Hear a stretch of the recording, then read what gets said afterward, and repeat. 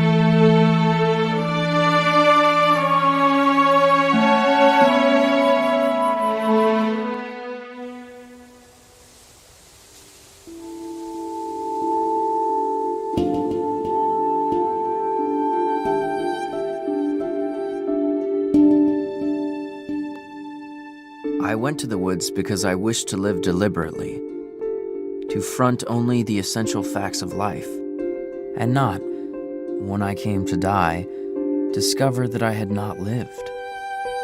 I wanted to live deep and suck out all the marrow of life, to live so sturdily and Spartan-like as to reduce it to its lowest terms, and, if it proved to be mean, to get the whole and genuine meanness of it, or if it were sublime, to know it by experience, and to give a true account of it.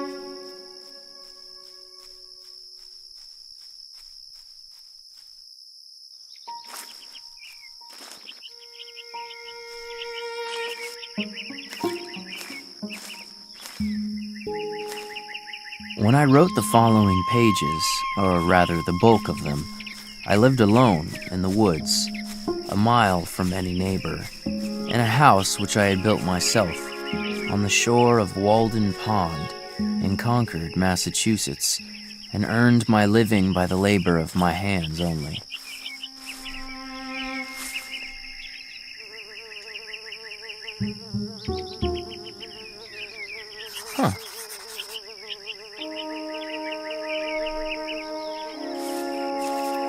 When I first took up my abode in the woods, my house was not finished. It was a pleasant hillside where I worked, covered with pine woods, through which I looked out on the pond, and a small open field in the woods where pines and hickories were springing up.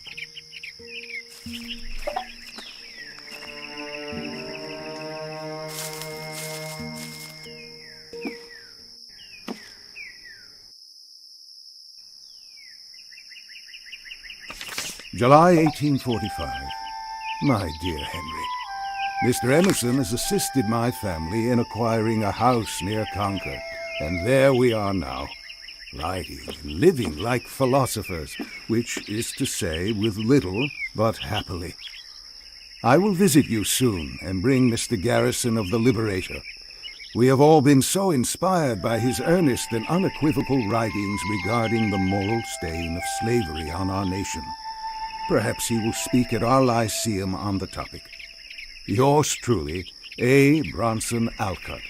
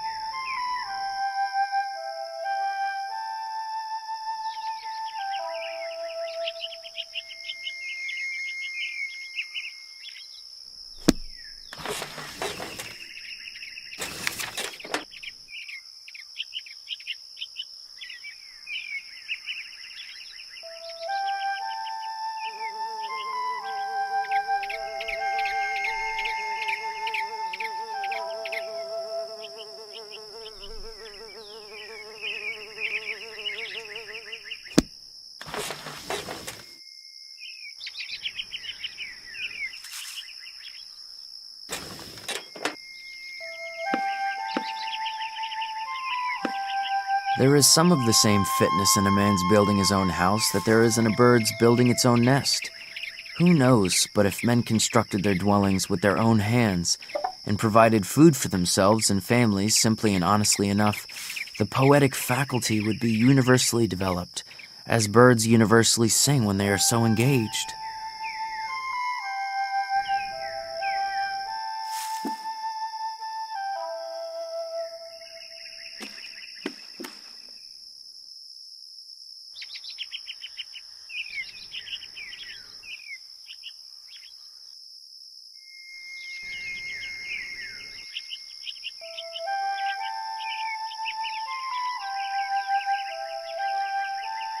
Interesting.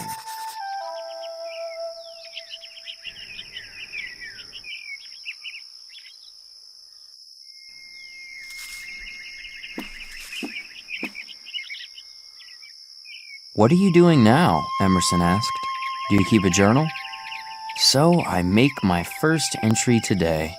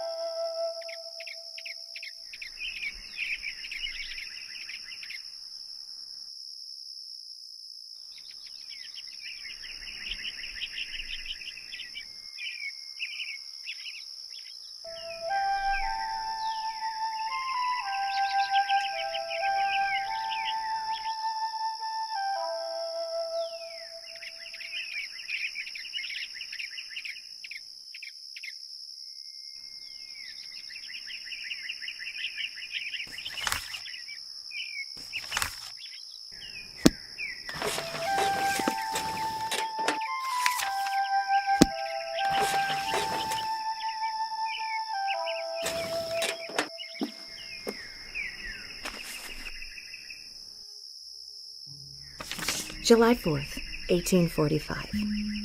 Dearest Henry, congratulations on the start of your experiment.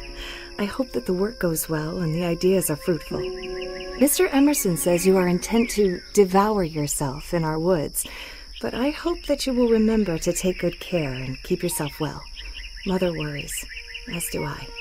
Your loving sister, Sophia.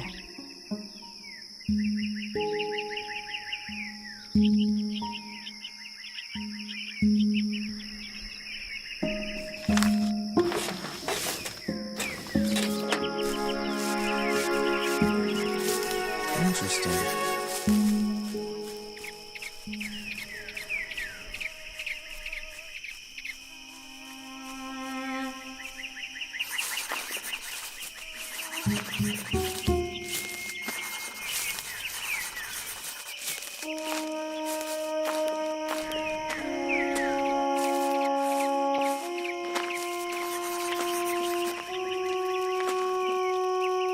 The grand necessity, then, for our bodies is to keep warm, to keep the vital heat in us.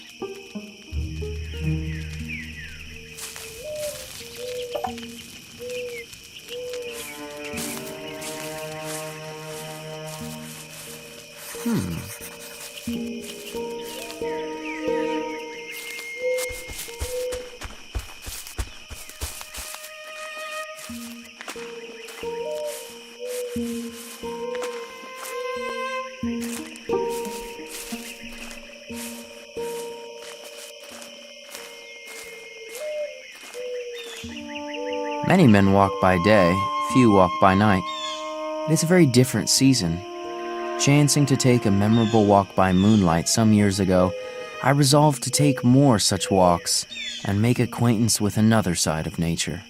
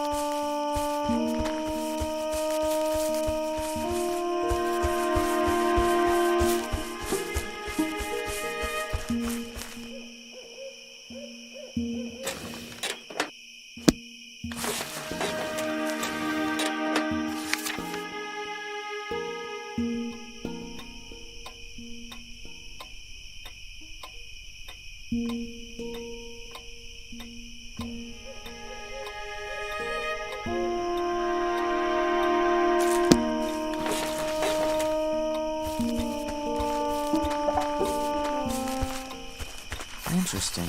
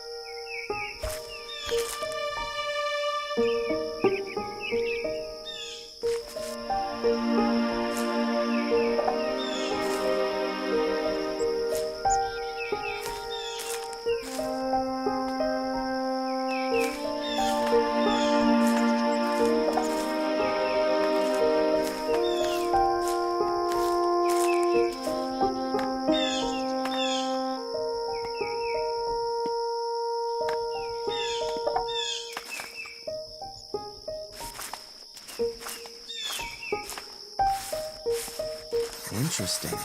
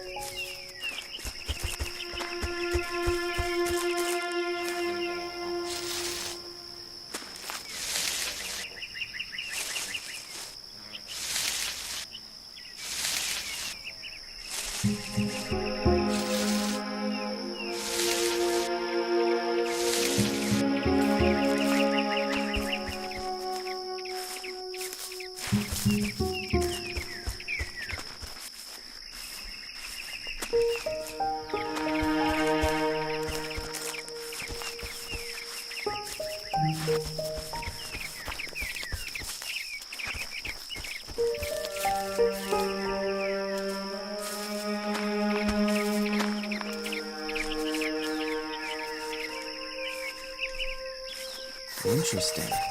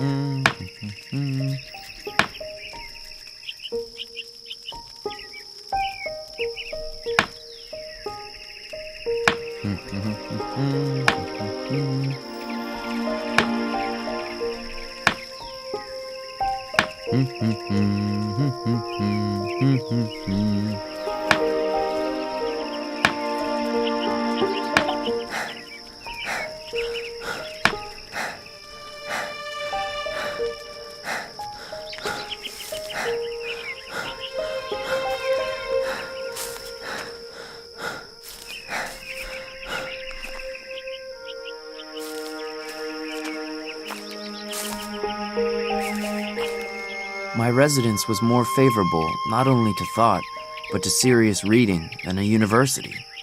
And though I was beyond the range of the ordinary circulating library, I had more than ever come within the influence of those books which circulate round the world.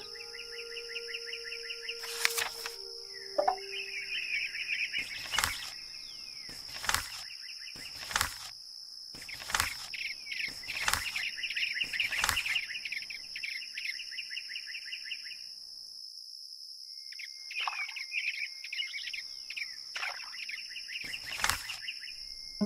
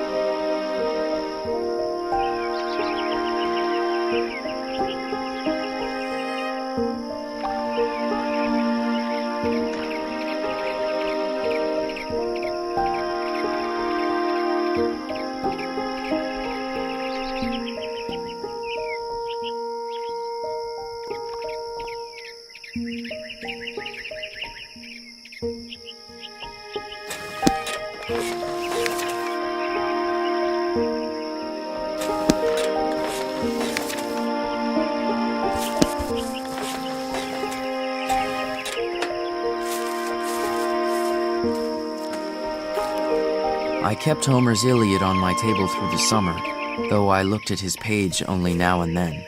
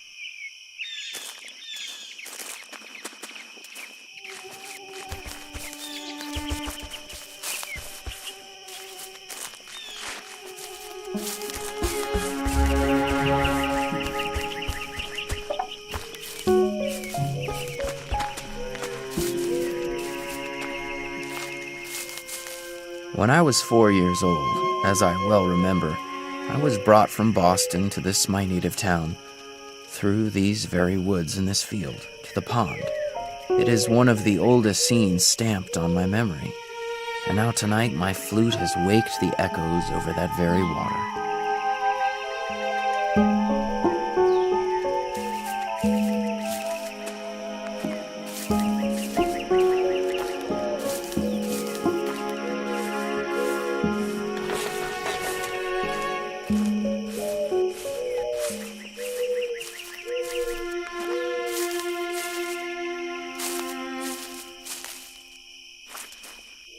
What is a course of history or philosophy or poetry, no matter how well selected, or the best society, or the most admirable routine of life, compared with the discipline of looking always at what is to be seen?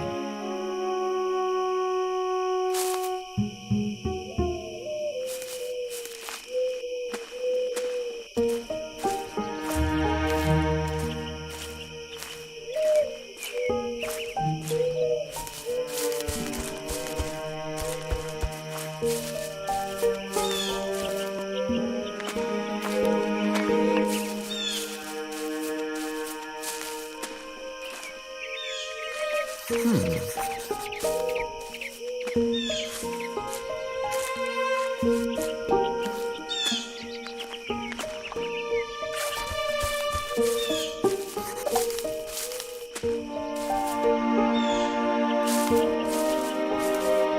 am no more lonely than the loon in the pond that laughs so loud, or than Walden Pond itself. I am no more lonely than a single mullein or dandelion in a pasture, or a bean leaf, or a sorrel, or a horsefly, or a bumblebee. I am no more lonely than the millbrook, or a weathercock, or the North Star, or the south wind, or an April shower, or a January thaw, or the first spider in a new house.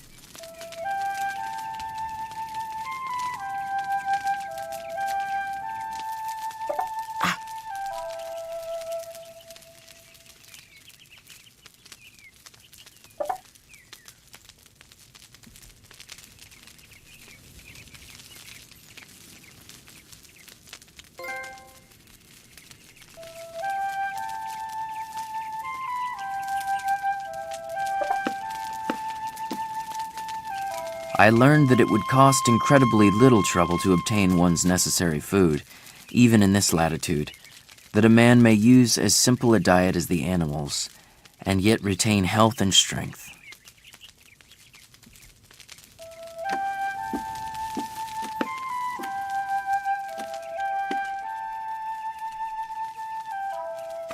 July 1845.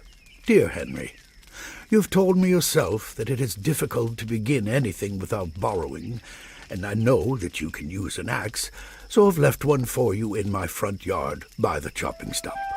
Do come by any time to fetch it. Perhaps we can discuss the new lecture I am working on while you are here.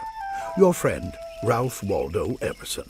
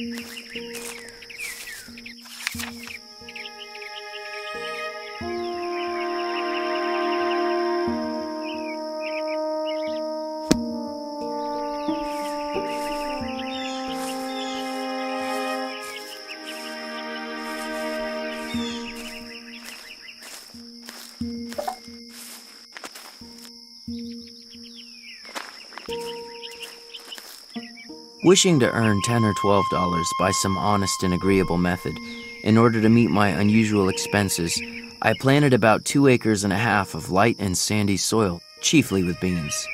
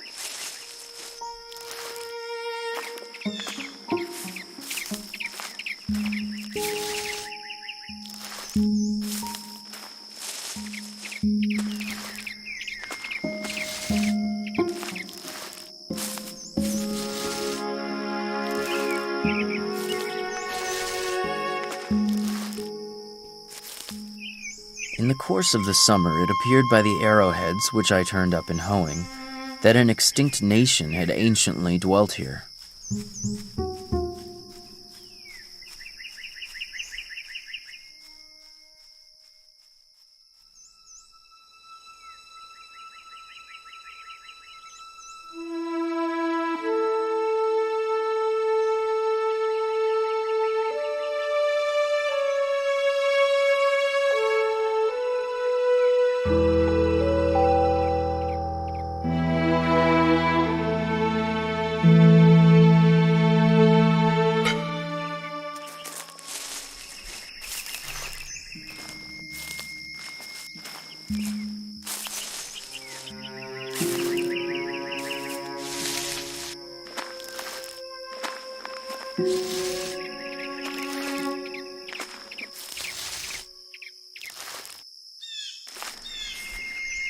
What shall I learn of beans or beans of me? I cherish them, I hoe them, early and late I have an eye to them, and this is my day's work.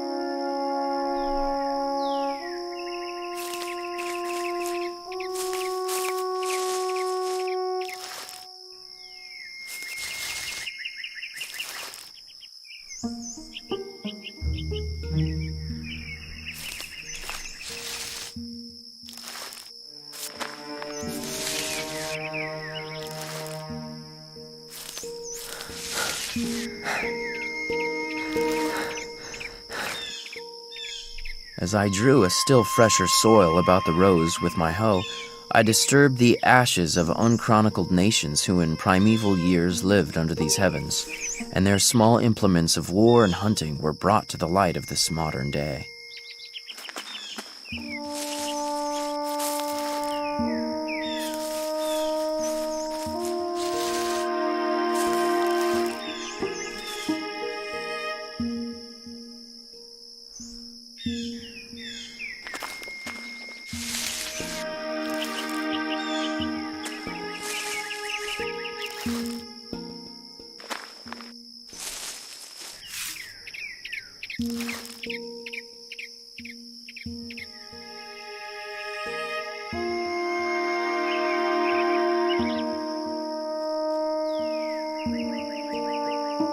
Interesting.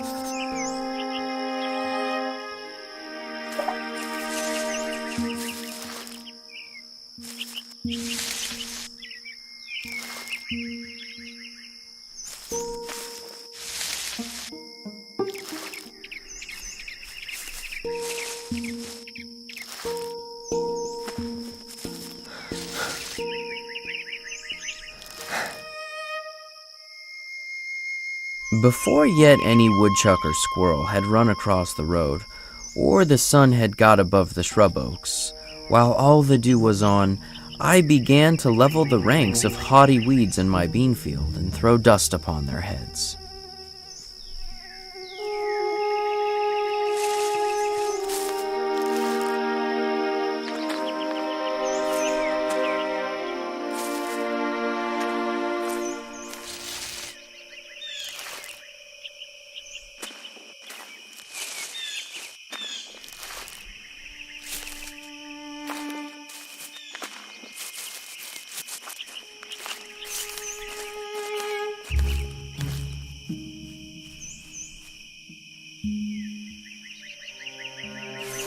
resting.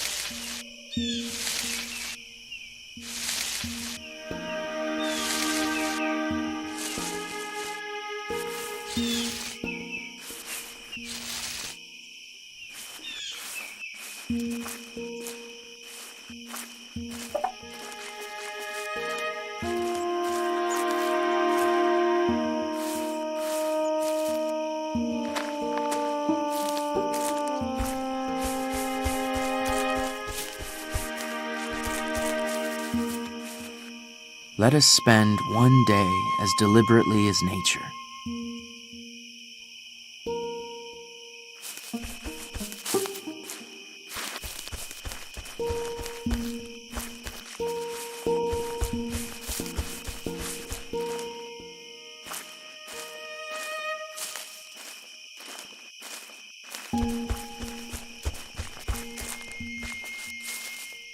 Confucius said, "To know that we know what we know, and that we do not know what we do not know, that is true knowledge."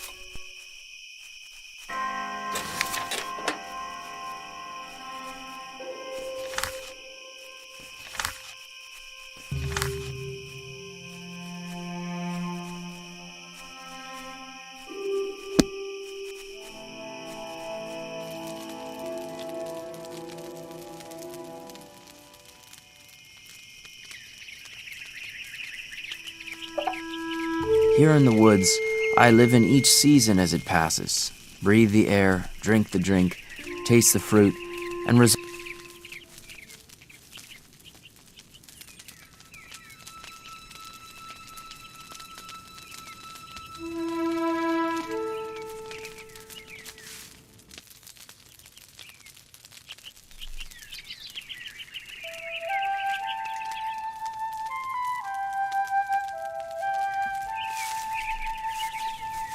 resign myself to the influence of the earth.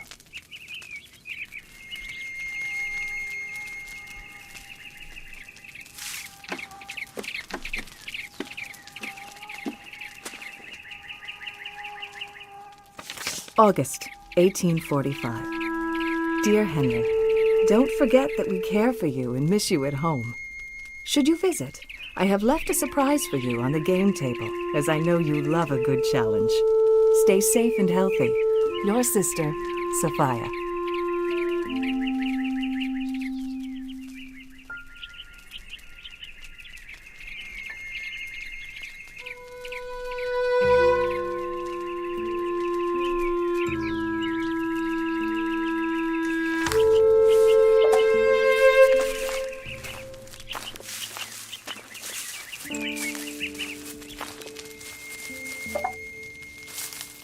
Every man looks at his woodpile with a kind of affection.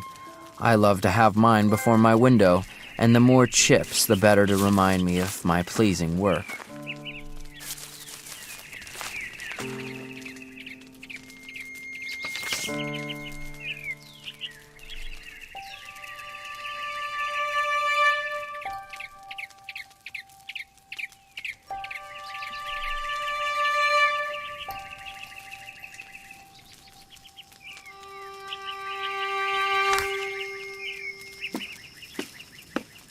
When I return to my house, I find that visitors have been there and left their cards.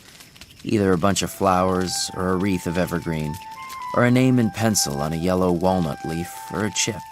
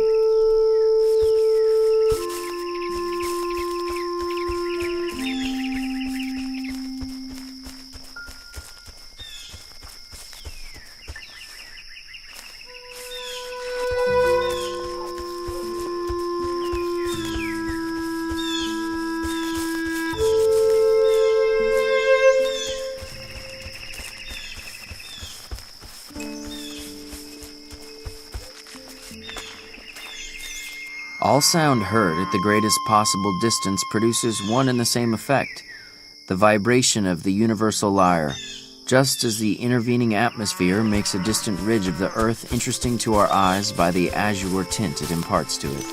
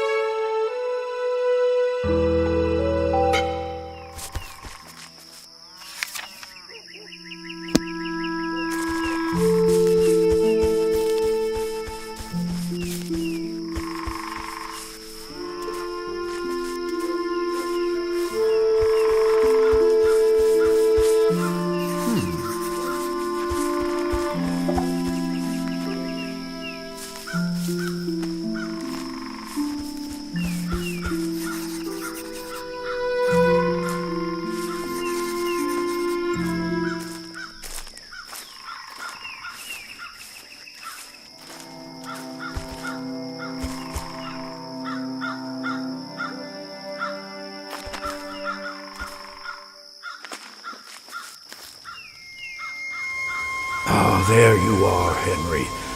This new poem of yours is exceptional. I think it may be the purest strain and the loftiest that has yet peeled from this unpoetic American forest. Tell me, what are you working on next? And have you thought much of publishing your work so that it might reach beyond our small hamlet? Every day or two I stroll to the village to hear some of the gossip which is incessantly going on there, circulating either from mouth to mouth or from newspaper to newspaper, and which, taken in homeopathic doses, was really as refreshing in its way as the rustle of leaves and the peeping of frogs.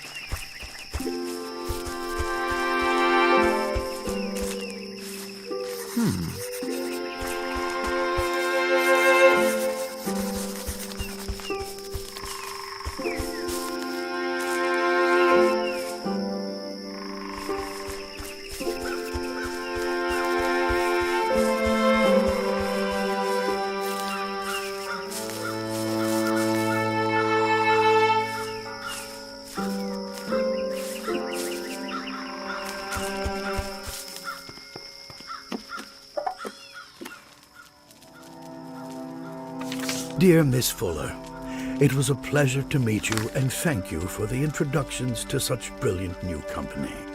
I am sure that writers such as these... My dear Miss Fuller, it is good to hear from you that work on the next issue of the recommendation for Henry David Thoreau. I cordially recommend Mr. Henry D. Thoreau, a graduate of Harvard University in August 1837, to the confidence of such parents or guardians as may propose to employ him as an instructor. I have the highest confidence in Mr. Thoreau's moral character and in his intellectual ability. He is an excellent scholar, a man of energy and kindness, and I shall esteem the town fortunate that secures his services. R. Waldo Emerson.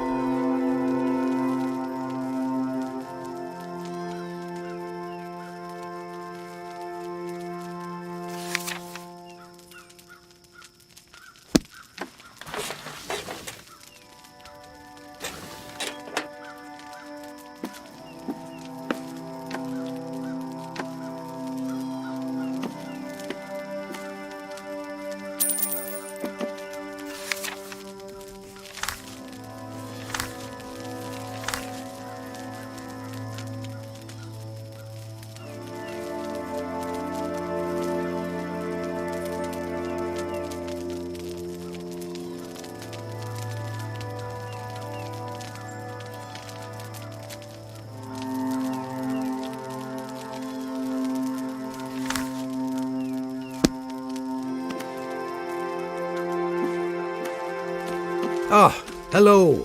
Good afternoon. Oh, Henry, how goes your new experiment? Has genius struck yet at my woodlot? Yes, in fact, the experiment is going quite well. Excellent to hear. I do look forward to reading your new work. I hope you are keeping a good journal, full of your insights. Certainly. Well, thank you. I know you're quite busy with your own work, but I need help finding my copy of Homer's Iliad. I saw that you were reading. Yes, I have seen it and can get it for you. Oh, that's wonderful. When you come back, I look forward to it. There you are. I haven't found it yet, but I'll keep looking.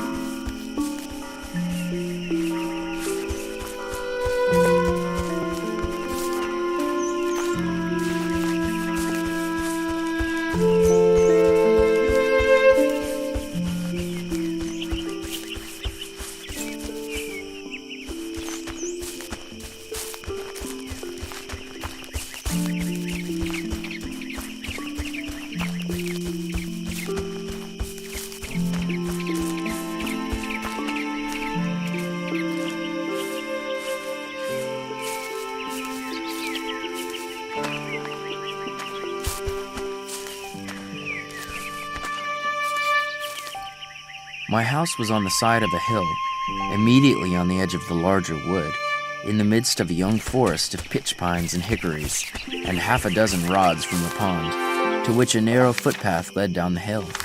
In my front yard grew the strawberry, blackberry, and life everlasting, John's wort and goldenrod, shrub oaks and sand cherry, blueberry and groundnut.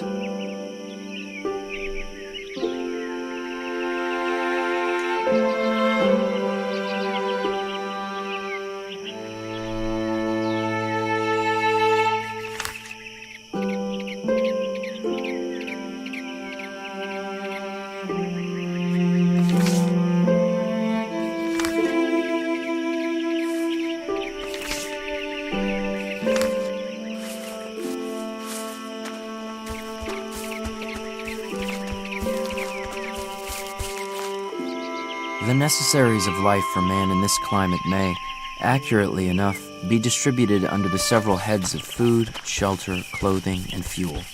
For not till we have secured these are we prepared to entertain the true problems of life with freedom and a prospect of success.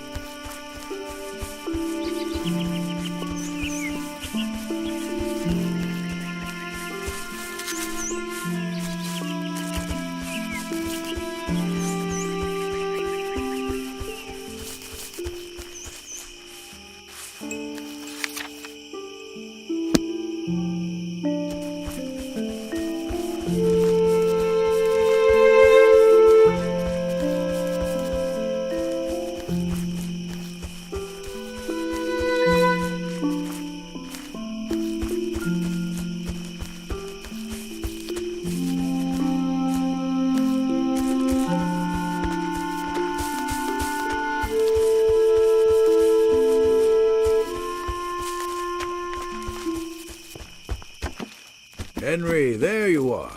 Hello. You found mine. Yes, I've read it. Well, that's good. I'd hoped you would, and that it would give you inspiration. Your experiment reminds me of the image of... Yes, I have seen it and can get it for you. Oh, that's wonderful. I look forward to it. Goodbye for now.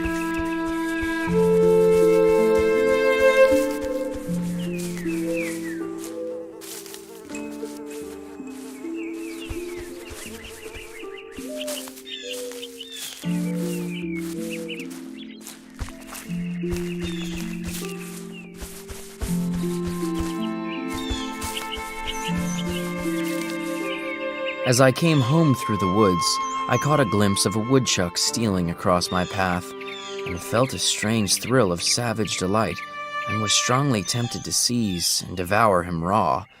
Not that I was hungry then, except for that wildness which he represented.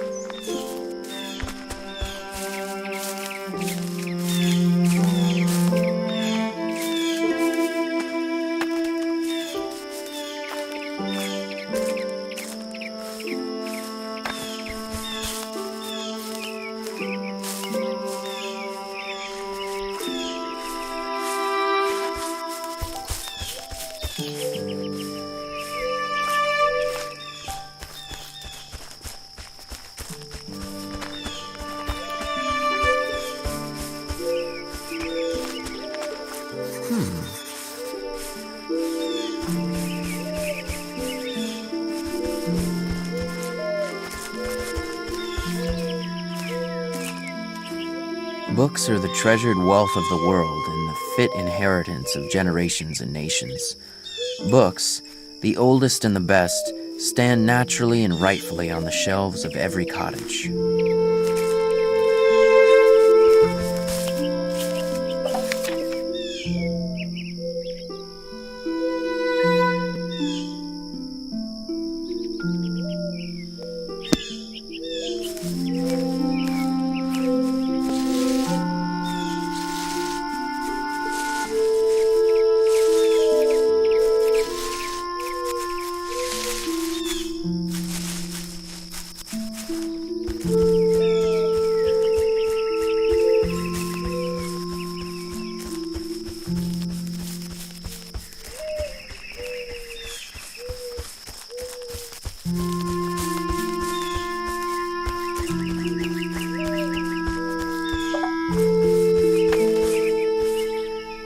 The nighthawk circled overhead in the sunny afternoons, for I sometimes made a day of it, like a mote in the eye, or in heaven's eye, falling from time to time with a swoop and a sound as if the heavens were rent, torn at last to very rags and tatters.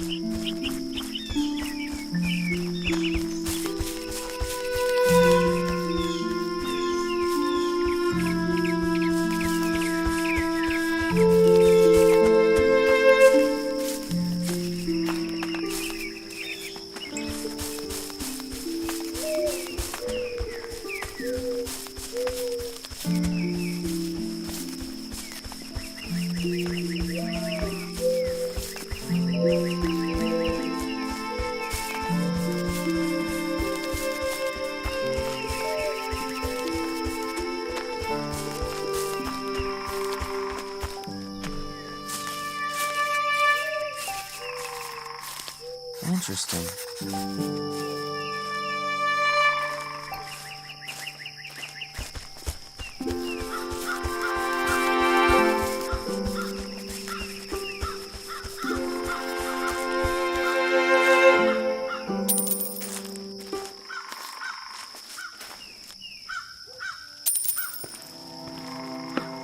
Henry, there you are. Hello. Ah, you found... Yes, I've read it. Well, that's good. I'd hoped you would, and that it would give you inspiration. Yes, I have seen it and can get it for you. Oh, that's wonderful. I look forward to it. Goodbye for now.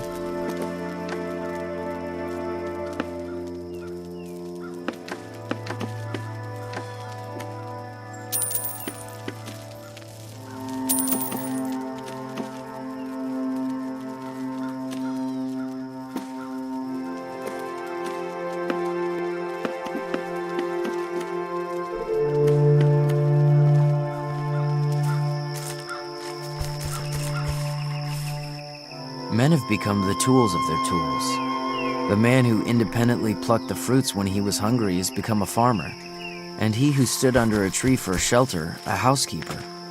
We now no longer camp as for a night, but have settled down on earth and forgotten heaven.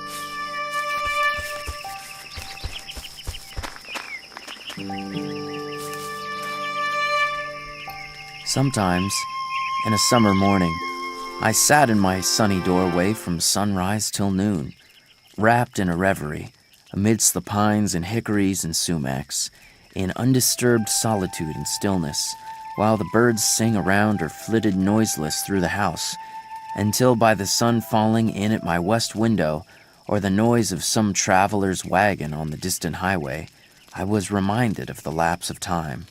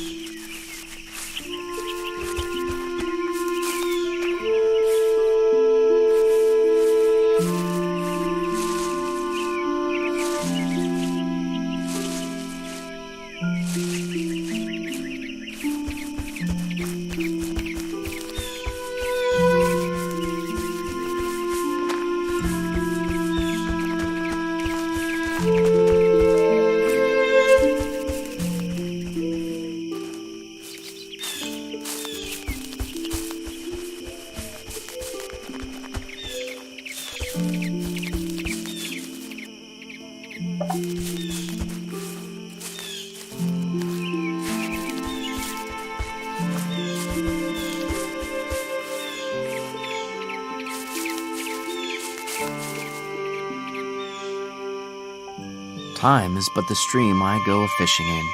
I drink at it, but while I drink, I see the sandy bottom and detect how shallow it is. Its thin current slides away, but eternity remains. I would drink deeper, fish in the sky, whose bottom is pebbly with stars. I cannot count one.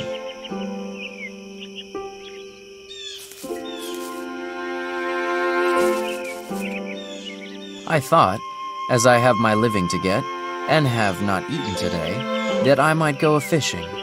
That's the true industry for poets. It is the only trade I have learned.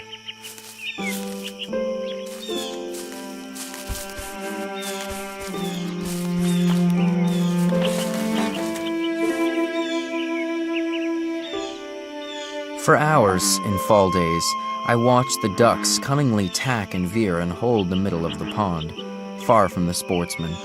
They would sometimes circle round and over the pond at a considerable height, from which they could easily see to other ponds in the river, like black motes in the sky.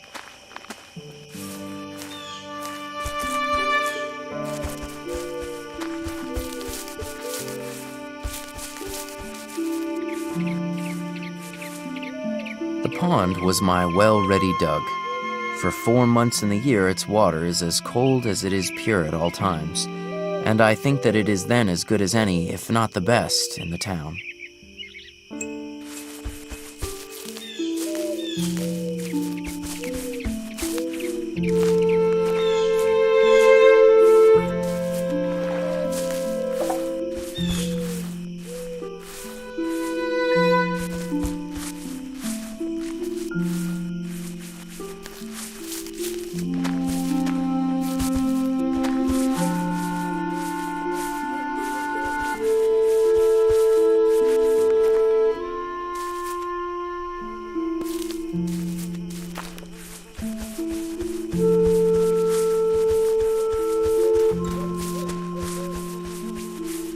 To read well, that is, to read true books in a true spirit, is a noble exercise, and one that will task the reader more than any exercise which the customs of the day esteem. It requires a training such as the athletes underwent, the steady intention almost of the whole life to this object. Books must be read as deliberately and reservedly as they were written.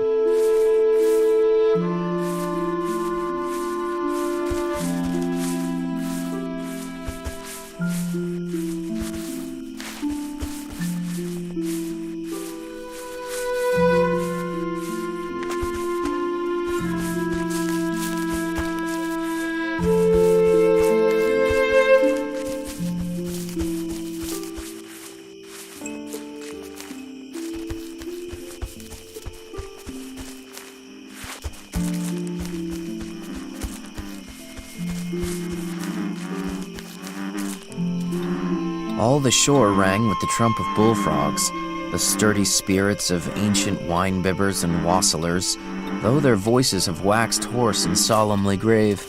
Trunk, trunk, trunk.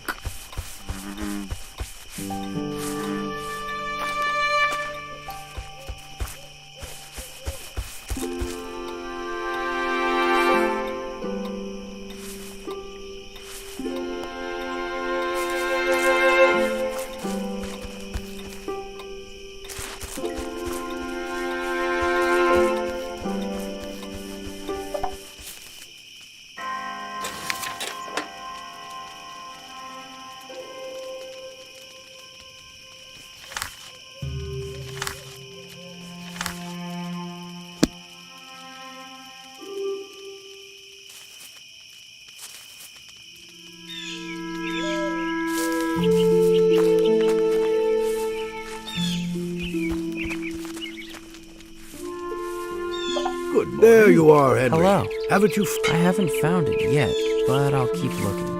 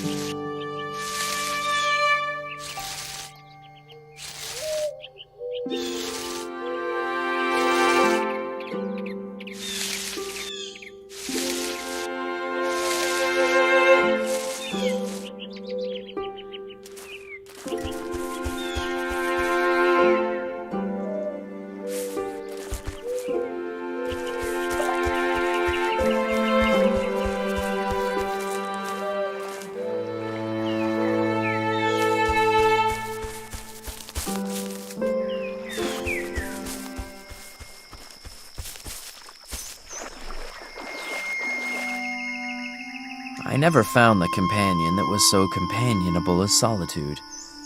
A man thinking or working is always alone. Let him be where he will. Solitude is not measured by the miles of space that intervene between a man and his fellows.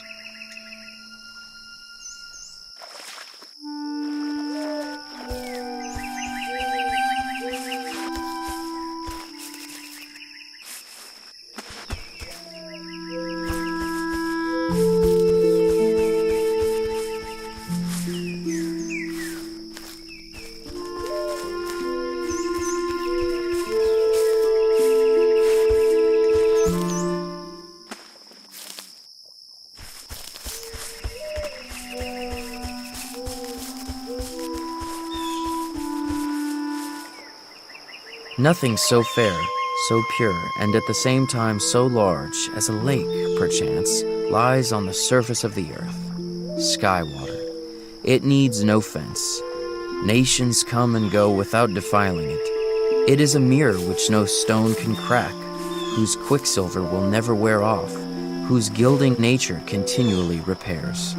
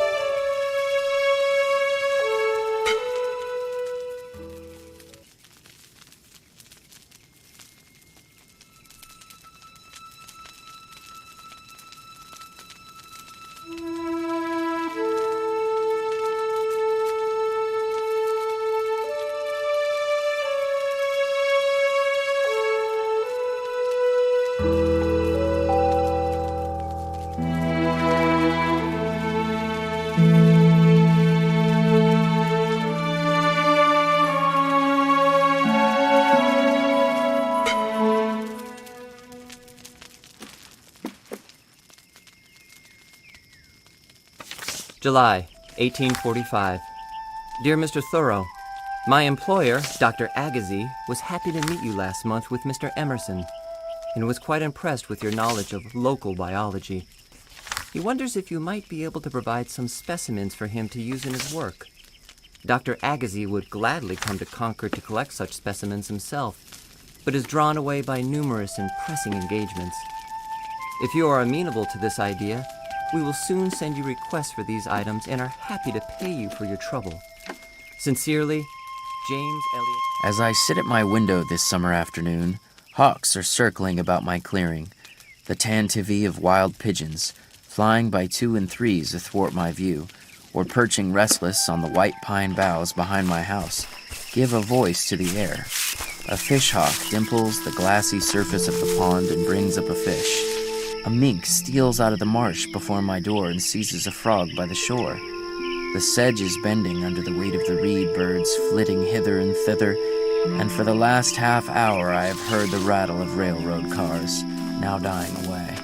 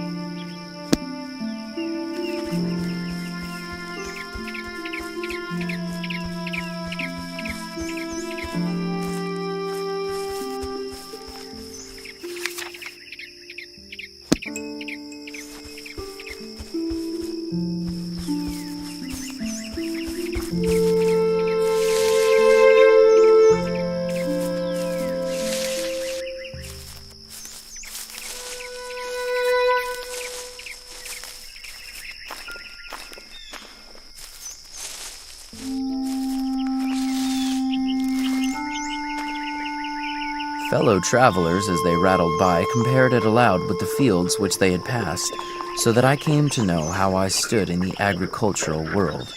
Mine was, as it were, the connecting link between wild and cultivated fields. As some states are civilized, and others half-civilized, and others savage or barbarous, so my field was, though not in a bad sense, a half-cultivated field.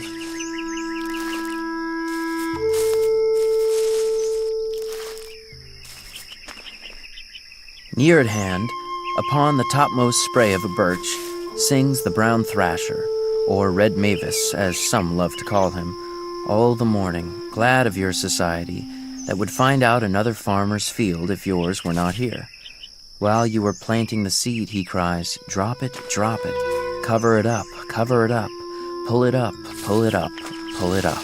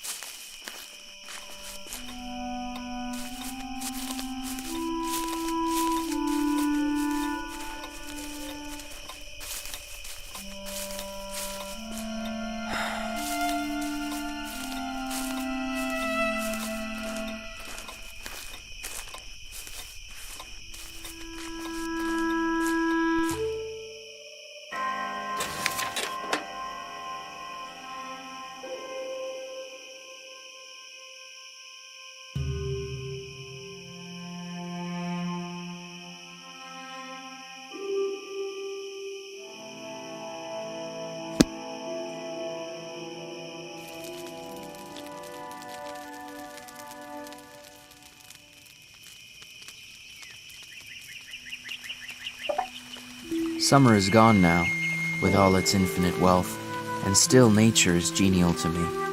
Though I no longer pluck so many berries on the hill, still I behold the same inaccessible beauty around me. Before we can adorn our houses with beautiful objects, the walls must be stripped, and our lives must be stripped, and beautiful housekeeping and beautiful living be laid for a foundation. I was as much affected by the faint hum of a mosquito making its invisible and unimaginable tour through my apartment at earliest dawn as I could be by any trumpet that ever sang of fame.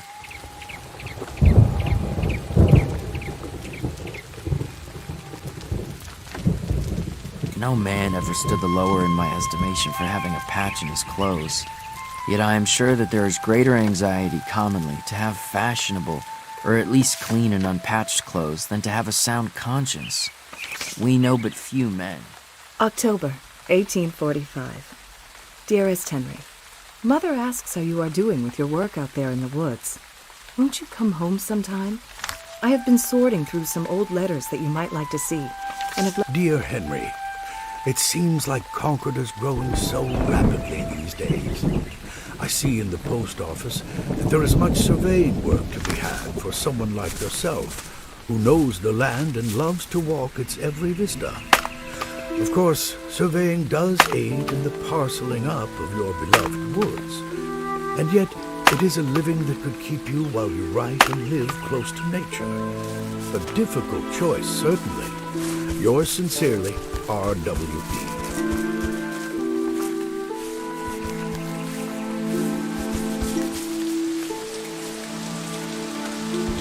I have never felt lonesome, or in the least oppressed by a sense of solitude. But once, and that was a few weeks after I came to the woods, when, for an hour, I doubted if the near neighborhood of man was not essential to a serene and healthy life. But I was at the same time conscious of a slight insanity in my mood, and seemed to foresee my recovery.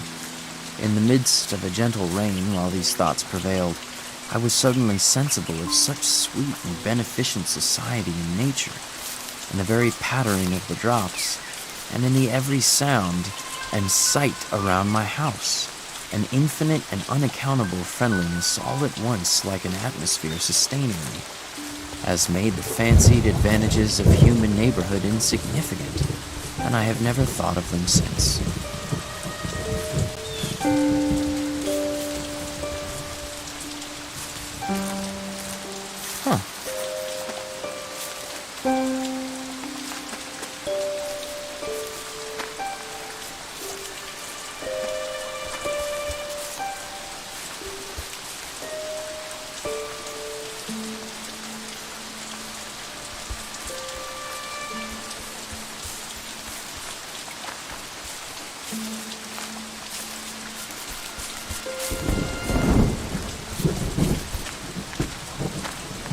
If the day and the night are such that you greet them with joy, and life emits a fragrance like flowers and sweet-scented herbs, is more elastic, more starry, more immortal, that is your success. All nature is your congratulation, and you have cause momentarily to bless yourself.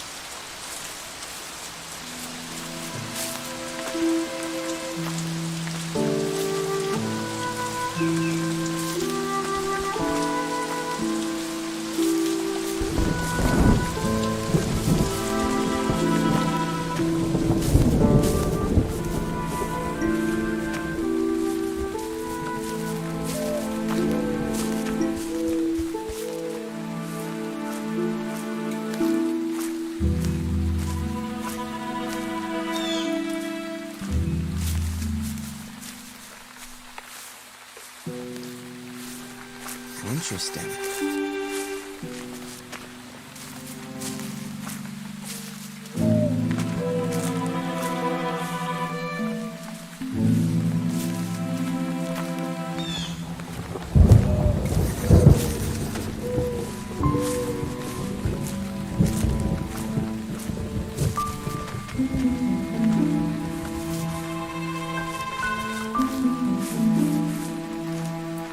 I bought the shanty of James Collins, an Irishman who worked on the Fitchburg Railroad, for boards to use in my house.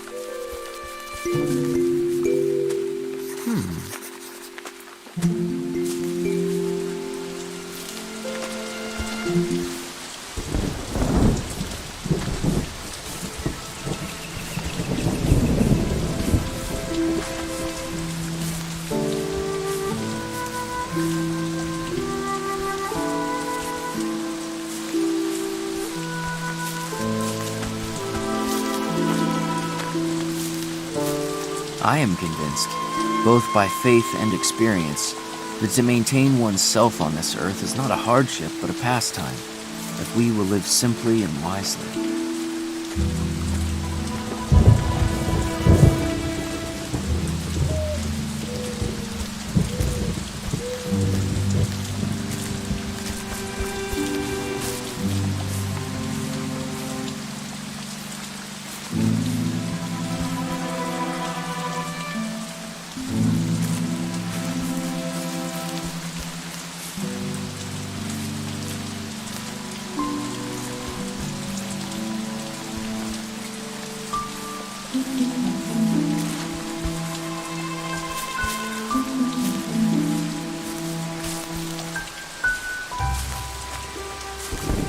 When the surface is considerably agitated, there are no skaters nor water bugs on it, but apparently, in calm days, they leave their havens and adventurously glide forth from the shore by short impulses till they completely cover it.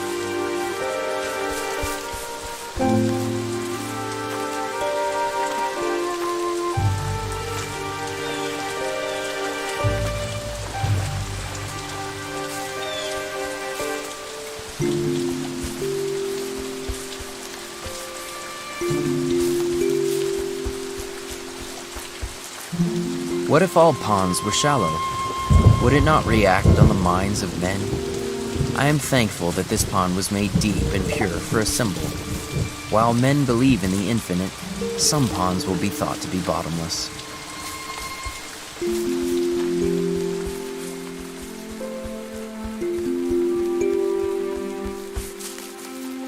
It is hard to provide and cook so simple and clean a diet as will not offend the imagination.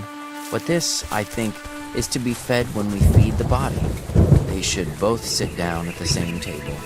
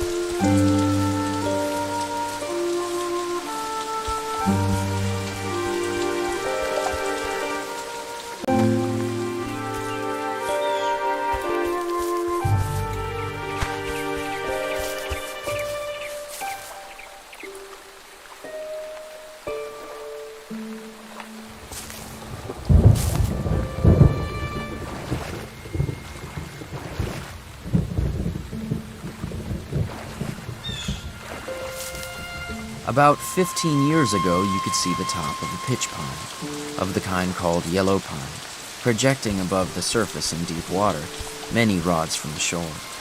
It was even supposed by some that the pond had sunk, and this was one of the primitive forests that formerly stood there.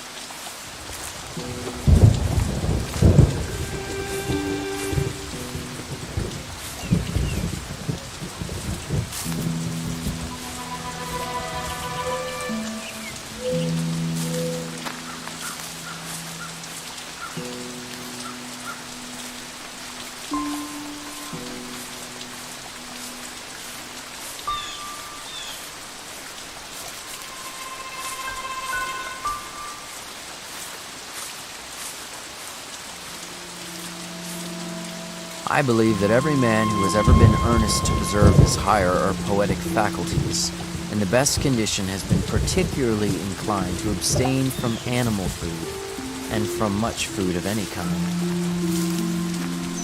I had more visitors while I lived in the woods than at any other period in my life. I mean that I had some.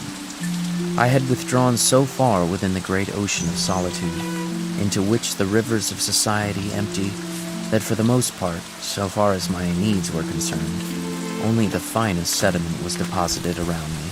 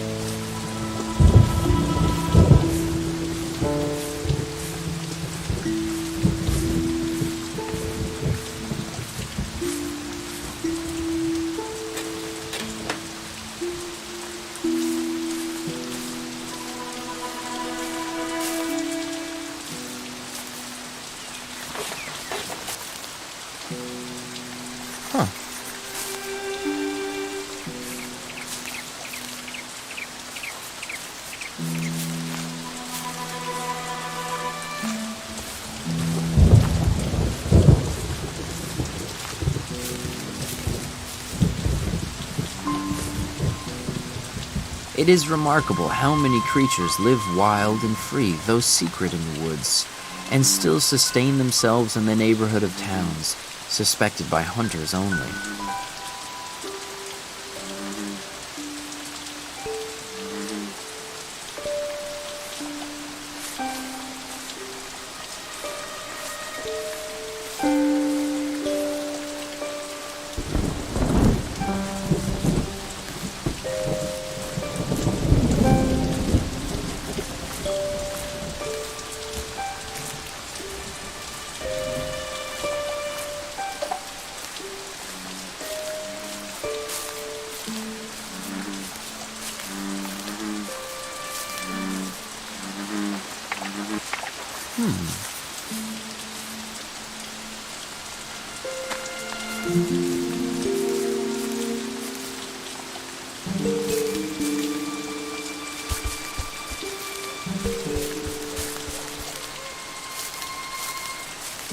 In an hour or two without labor, but as a recreation I could, if I wished, catch as many fish as I should want for 2 days, or earn enough money to support me a week.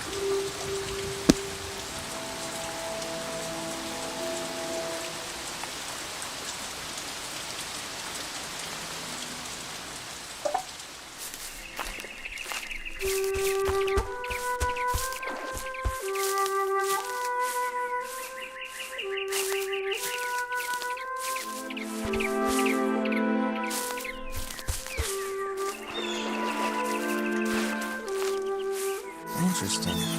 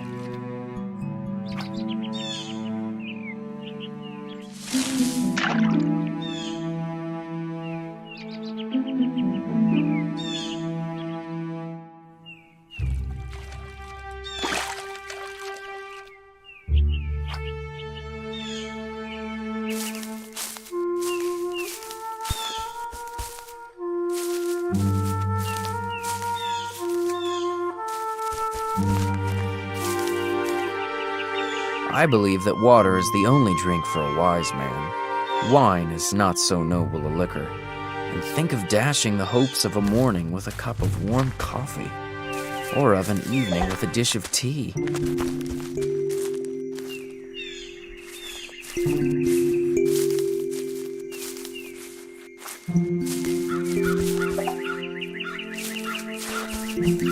Henry, there you are. Hello. You can always see a face in the fire. The laborer, looking into it at evening, purifies his thoughts of the dross and earthiness which they have accumulated during the day. There you are. I haven't found it yet, but I'll keep looking.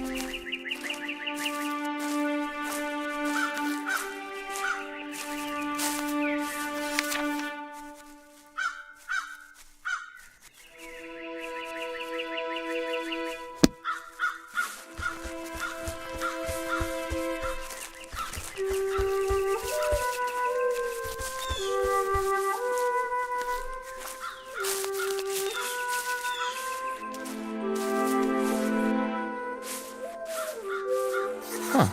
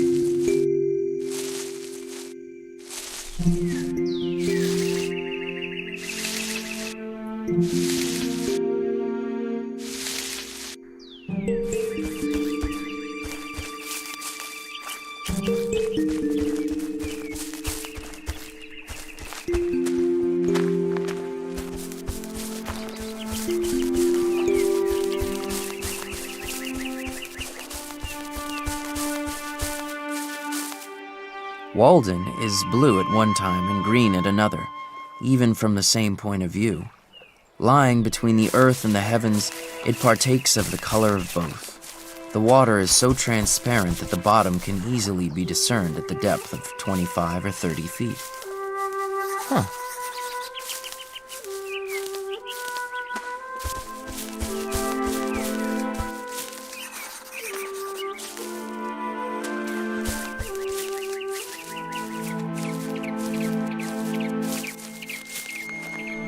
One day, I came upon the moldering wreck of a boat, the sides gone, and hardly more than the impression of its flat bottom left amid the rushes.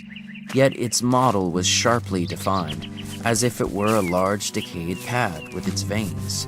It was as impressive a wreck as one could imagine on the seashore, and had as good a moral. The loon uttered a long-drawn, unearthly howl, probably more like that of a wolf than any bird, as when a beast puts his muzzle to the ground and deliberately howls. This was his looning, perhaps the wildest sound that is ever heard here, making the woods ring far and wide.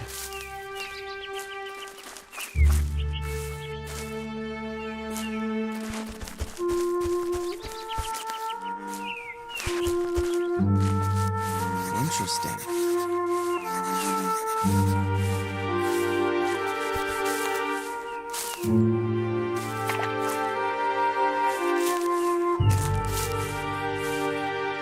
When we have obtained those things which are necessary to life, there is another alternative than to obtain the superfluities, and that is to adventure on life now.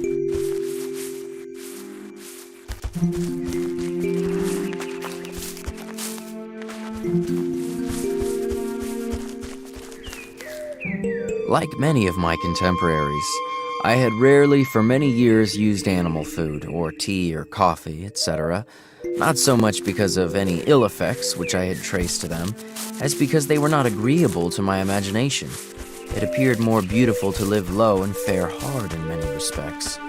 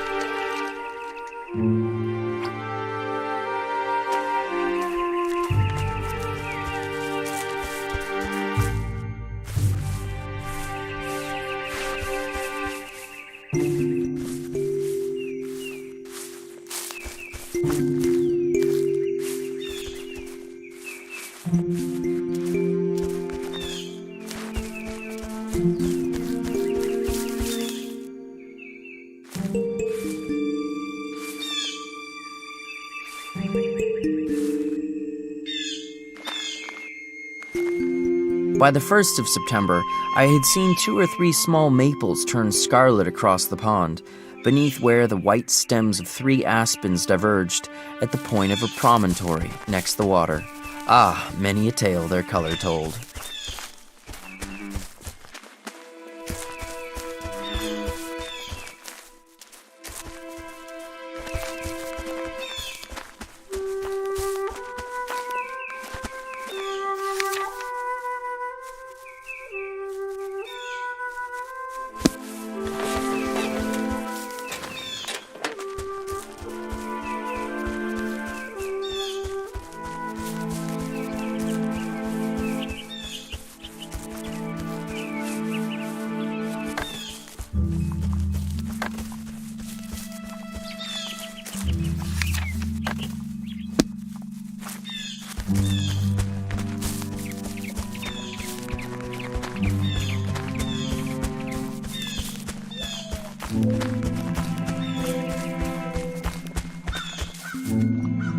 Fall is the time of painted leaves.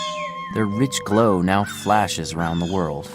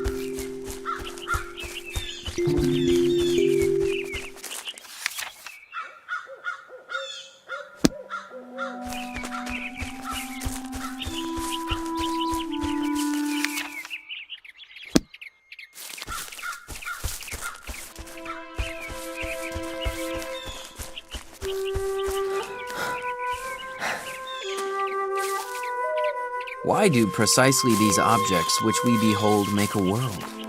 Why has man just these species of animals for his neighbors? As if nothing but a mouse could have filled this crevice.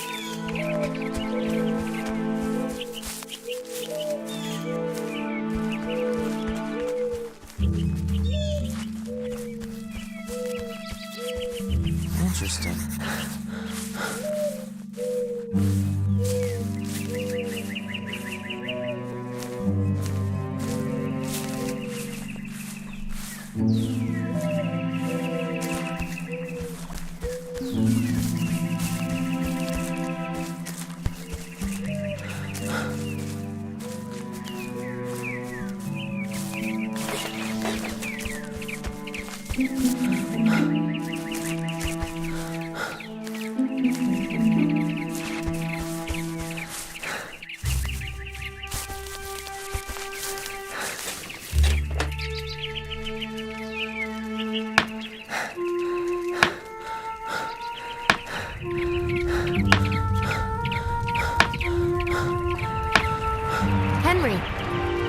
Henry, are you all right?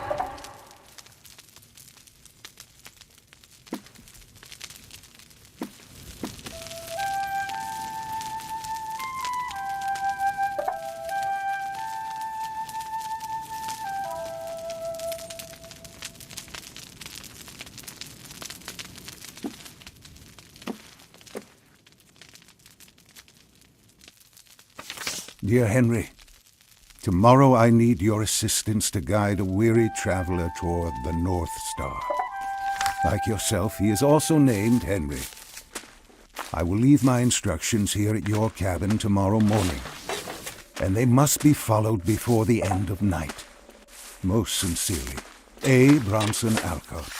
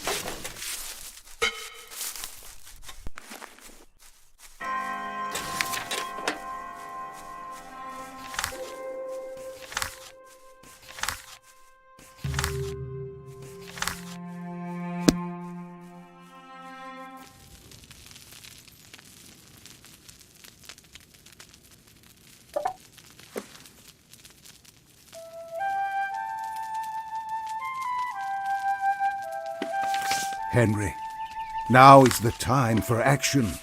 RWE has contributed 50 cents towards a train ticket, and Sophia has prepared a bundle of necessities for our weary friend, Henry Williams. Take this bundle to the ruined shelter along the side of the railroad tracks, and hide them in the place I've marked on your map. From there, he will find his way north to Canada. These must be placed before the end of night tonight. Yours sincerely, A. Bronson Alcott.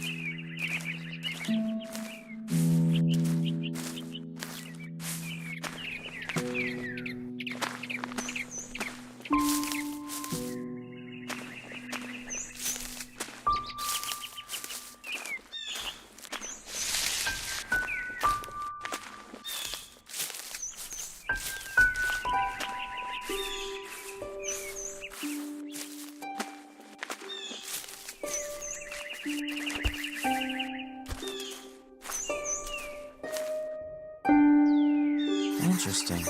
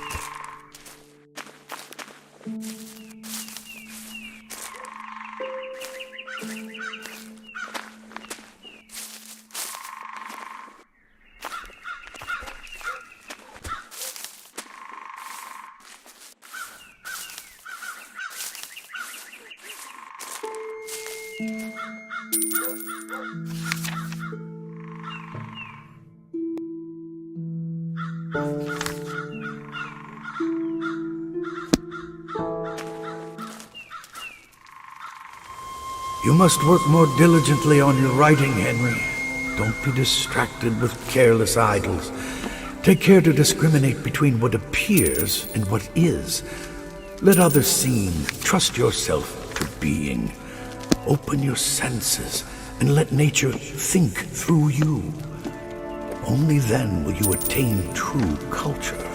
Ah, you found my laws of manner. Yes, I've read it. Oh, that's good. Yes, I have seen it and can get it for you. That's wonderful. I look forward to it. Goodbye for now.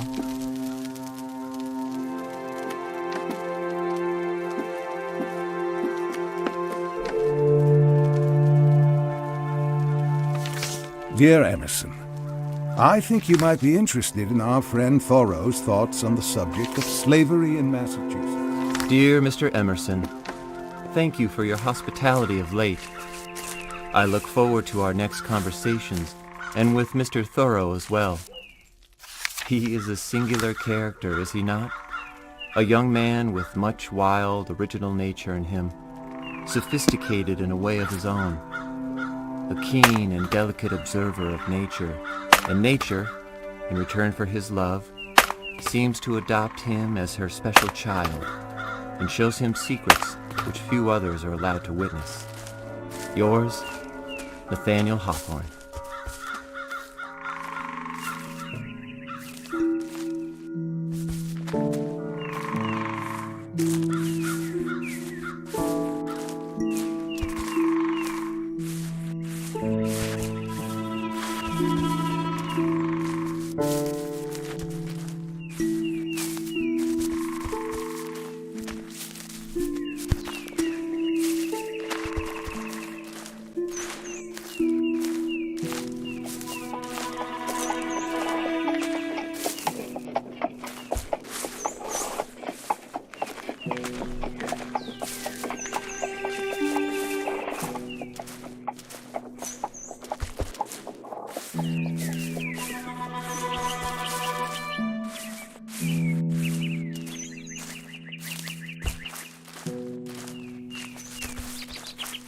interesting.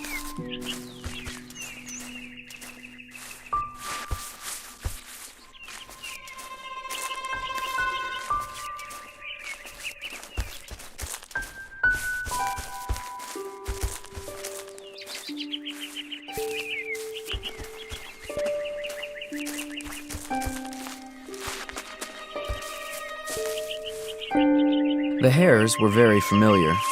They used to come round my door at dusk to nibble the potato parings which I had thrown out, and were so nearly the color of the ground that they could hardly be distinguished when still.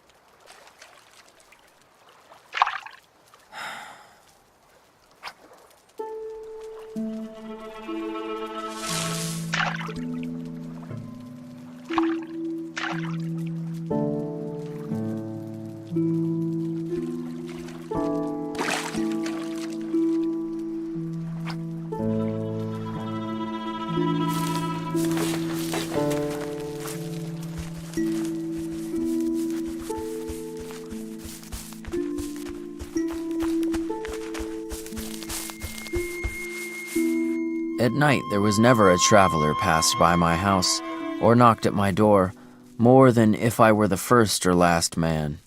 I believe that men are generally still a little afraid of the dark, though the witches are all hung, and Christianity and candles have been introduced.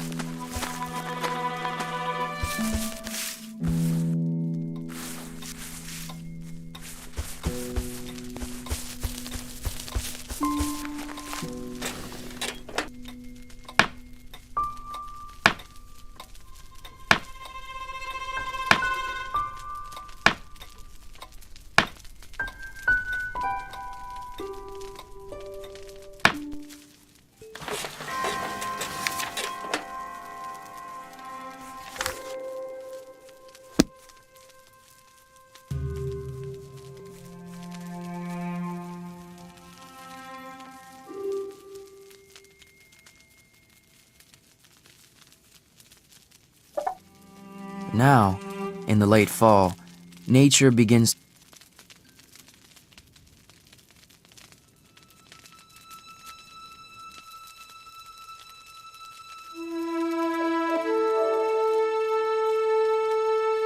to strip herself like an athlete for her contest with her great antagonist Winter. In the bare trees and twigs, I see such a display of muscle.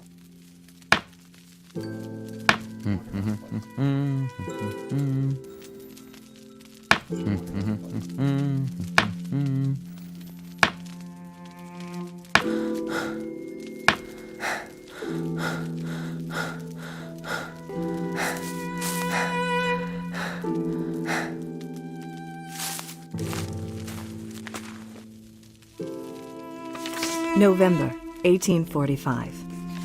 Henry, the seasons are turning now, and we all feel the coldness of time. Does the work progress? Do you think it will be done by spring? Have you prepared? Regrets, dear Henry. Since you were not able to help our friend Henry Williams, he made his way to your family home late last night, and was assisted instead by your sister Sophia and your mother. They ministered to him with cheerfulness and devotion, and he is on his way north as I write. It is clear to me that, as Mr. Garrison says, the destiny of the slaves is in the hands of American women. Your friend, A. Bronson Alcott.